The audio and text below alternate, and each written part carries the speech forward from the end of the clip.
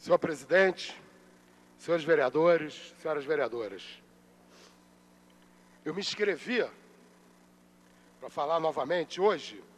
Eu quero discutir a notícia que saiu na imprensa ontem, que baseado nesse estudo feito pela FGV, pela Fundação Getúlio Vargas, o prefeito anuncia que não tem dinheiro para pagar o salário dos servidores do município a partir de setembro, se eu não me engano. Ontem, na reunião com os vereadores, o secretário municipal de Educação, César Benjamin, também falou que a pasta dele só tinha orçamento para funcionar até agosto, se eu não me engano. Bom, em primeiro lugar, para mim nada disso é novidade. O nosso mandato vem desde o início de 2016, alertando que, se não houver mudança na política tributária, econômica do nosso município, mantida a cartilha do PMDB de Eduardo Paes e de Pezão, a cidade do Rio de Janeiro iria quebrar no segundo semestre de 2017. Tem mais de um ano que eu venho falando isso na tribuna dessa casa. Esse estudo da Fundação Getúlio Vargas, ele reafirma isso. Só que é importante a gente chamar atenção para uma questão. Essa não é uma situação inexorável. Ela é a situação que o nosso município enfrentará se o prefeito Crivella mantiver uma política de continuidade na política econômica financeira do PMDB. Esse estudo da Fundação Getúlio Vargas, os estudos feitos pelos meus assessores, não indicam que necessariamente a prefeitura precisa quebrar no segundo semestre. O que a gente precisa é mudar. Em primeiro lugar, nós temos uma situação de aumento do endividamento em função das Olimpíadas. Já falei isso várias vezes aqui, e durante o mandato do prefeito Eduardo Paes a gente já denunciava. O Eduardo Paes está fazendo a festa, mas não vai pagar a conta. A conta será paga pelo aumento do endividamento do município. E, ao mesmo tempo em que aumentava o endividamento, o prefeito aumentou os gastos com as terceirizações e aumentou as isenções fiscais. É uma política de aumento do endividamento, aumento das isenções fiscais, aumento dos gastos com as terceirizações, num contexto de queda da arrecadação, porque a nossa arrecadação depende da tributação do consumo da população. Então, hoje, senhores vereadores, senhoras vereadoras, quando o prefeito Crivella apresenta a crise e começa a dizer que não vai ter dinheiro para pagar para os servidores, o que é que o prefeito Crivella está querendo construir? Está querendo construir a ideia de que não há outra saída para a crise que não seja atacar os direitos dos servidores públicos, que não seja diminuir a qualidade da prestação dos serviços públicos para a população. E isso nós não aceitamos. Nós não aceitamos porque essa política não é a única política possível. Essa é a única política possível sem enfrentar os interesses do grande capital. Porque enfrentando os interesses do grande capital, há alternativas. Há alternativas. Por exemplo, rever as isenções fiscais dadas pelo nosso município. Isso é absolutamente urgente. Rever as isenções fiscais dadas para os empresários de ônibus, por exemplo, que pagam 0,01% das alíquotas, uma alíquota simbólica. Precisamos enfrentar os interesses do grande capital e rever as isenções fiscais no nosso município. As terceirizações. A quem interessa as terceirizações?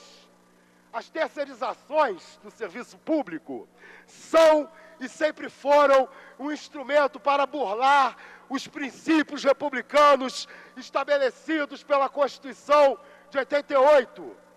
Quando a Constituição estabelece que só há ingresso no serviço público através de concurso, isso atrapalha a política histórica de apadrinhamento dos poderes públicos, dos governantes, nomeando, né, os seus clientes para os cargos públicos. A terceirização serve para isso.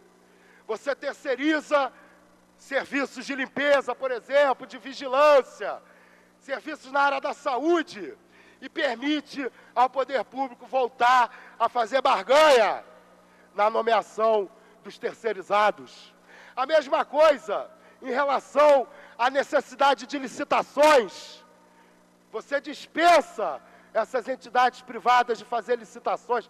Quer dizer, a terceirização é um mecanismo que onera o poder público e burla os princípios republicanos da Constituição de 88. E nós precisamos discutir, do ponto de vista do financiamento, quem financia o Estado brasileiro. O Brasil é a 6ª maior economia do mundo. O problema do financiamento do Estado brasileiro não é o tamanho do Estado brasileiro. O problema é que o Estado brasileiro é financiado quase que exclusivamente pela classe média e pelos pobres através de pagamento de tributos sobre o consumo. Se nós não discutirmos como se financia o Estado brasileiro, nós vamos ficar reféns dessas políticas de corte dos gastos públicos, atacando os direitos dos servidores, atacando a qualidade do serviço público que é empenhada pela população. Eu acho engraçado que a direita brasileira adora citar os Estados Unidos e a Europa como exemplo para um monte de coisa, né? Odeiam citar os Estados Unidos como exemplo para a legislação dos meios de comunicação, né? Porque lá nos Estados Unidos não teria a Rede Globo de televisão, seria proibida pela lei dos Estados Unidos. Estou falando da Venezuela, não, dos Estados Unidos. E não gosta de citar a Europa quando se fala de sistema tributário. Porque quem financia o Estado europeu é o capital, é a tributação, os Estados europeus é o capital, é a tributação sobre o patrimônio e sobre a renda, e não sobre o consumo da população. Essa característica do sistema tributário brasileiro é uma das que mais determina que o nosso Estado seja um Robin Hood às avessas. Ele é um Estado que cobra imposto dos pobres e da classe média e gasta imposto com os ricos, principalmente através do pagamento de juros da dívida pública. Então vejam bem, nós nunca tivemos um estado de bem-estar social no Brasil. Nunca tivemos, nunca.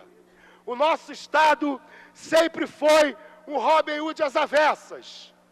E aí, quando esse Estado entra em crise, o que os ladrões que controlam Brasília, que controlam o poder público no nosso país querem fazer? Ao invés de fazerem com que os ricos, os muito ricos, os bilionários paguem essa conta, não! Eles querem meter mais ainda a mão no bolso do trabalhador. E é isso que a gente vê em todas as esferas hoje do poder. Em Brasília, reforma trabalhista, reforma penitenciária, lei das terceirizações, tudo metendo a mão no bolso do trabalhador. É no Estado, privatização da SEDAI, atraso do pagamento dos servidores, cobranças, né, aumento das taxações sobre servidores. E no nosso município, o prefeito Crivella caminhando na mesma direção, ameaçando não acabar com as isenções fiscais, ameaçando não cobrar o verdadeiro valor do IPTU da Vieira Solto. Não é isso que se ameaça fazer? Cobrar de Ipanema e de Leblon que eles paguem mais imposto do que o resto da cidade. Que é isso que tem que acontecer. Onde está o patrimônio é de onde tem que sair o financiamento para o nosso município sair da crise. Mas seguindo a cartilha, né, de todos os submissos ao capital, o prefeito Crivella não toca em reverter as políticas que beneficiam o grande capital. O que ele vem fazer é ameaçar os direitos dos servidores públicos e a qualidade dos serviços oferecidos pela população. Nesse caso, Marcelo Crivella entra na mesma vala comum de Michel Temer e Pezão. Governam para o capital e contra o povo da nossa cidade.